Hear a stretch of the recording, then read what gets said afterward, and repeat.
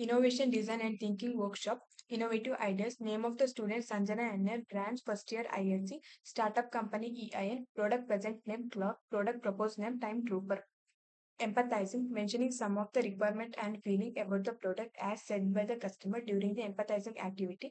First one, integrate smart features such as voice assistant, weather updates, calendar reminder, and integrate AI to analyze user behavior and preferences, providing personalized time-related recommendation or notification.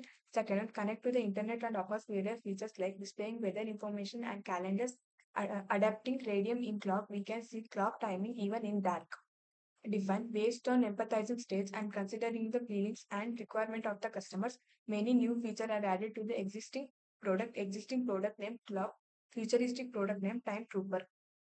Ideate some of the additional features to be added or mentioned here.